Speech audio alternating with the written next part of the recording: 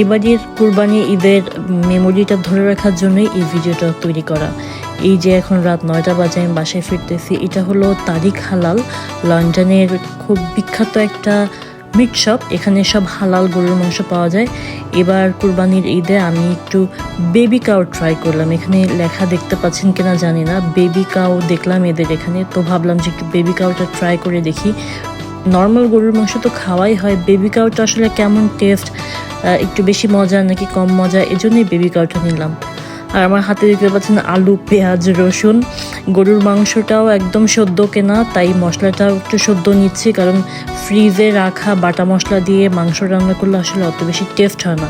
এখানে দেখতে পাচ্ছেন আপনারা ল্যাম্ব, বিফ, তারপর হলো চিকেনের বিভিন্ন ধরনের রেসিপি এরা সেল করে, লাইক সাসলেক অর এই টাইপের জিনিস। বাট আমি আসলে বাইরের খাবার এগুলো খাই না। দেখতেই যা হোক ভাল লাগে, আমার ভাল লাগে আমার নিজের হাতে রান্না করা বাসার খাবার। এই যে প্রায় দোকান বন্ধ হয়ে যাচ্ছে, আমি কোনো মতে লাস্টের দিকেরই কাস্টমার, কাজ শেষ করতে আজকে দেরি হয়ে গেছে। বাসায় ফিরে দ্রুত মশলাটা ব্লেন্ডারে ব্লেন্ড করে আমি মাংসটা একটা ম্যারিনেট করতেছি। সব ধরনের আদা, রসুন, পেঁয়াজ আমরা আসলে গরুর মাংসতে যা যা দিই সব কিছু দিয়েছি। শুধুমাত্র টক দইটা অ্যাড করে সুন্দরভাবে একটা আলাদা বোলে রেডি করে রেখে আমি ফ্রিজে ম্যারিনেট করতে রেখে দিয়েছি। আজকে হলো ঈদের দিন সকালবেলা উঠে আমি হাত মুখ ধুচ্ছি আর কি, ফ্রেশ হচ্ছি। যদিও আমার অনেক দেরি হয়ে গেছে, মাংসটা ম্যারিনেট করা ফ্রিজে আমি রান্না করার সময় পাইনি। ফ্রিজে বিরিয়ানি ছিল, বিরিয়ানিটা জাস্ট বক্স করে নিয়ে আমি অফিসের জন্য বের হয়ে যাব।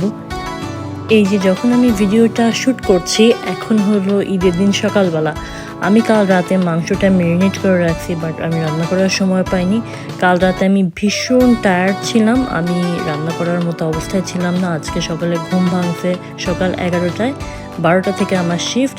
আমার আধা ঘন্টা সময় লাগে আমার বাসা থেকে আমার কাজের জায়গা পর্যন্ত যেতে। তো এই আর কি, আমি এই দুইটা টি শার্টের মধ্যে একটা চুজ করতেছিলাম কোনটা পরবো, লালটা নাকি সাদাটা।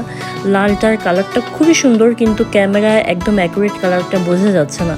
বাট আমার মনে হলো যে আজকে ঈদের দিন সকালবেলা বাইরে খুব সুন্দর রোদ, তো সাদা টি শার্টটাই ভালো লাগবে। দেন ডিসাইড করলাম যে সাদাটাই পরবো। তো এই যে আমি আস্তে আস্তে রেডি হওয়া শুরু করলাম। কেমন লাগছে? আমার কাছে তো আমাকে ভীষণ ভালো লাগতেছে।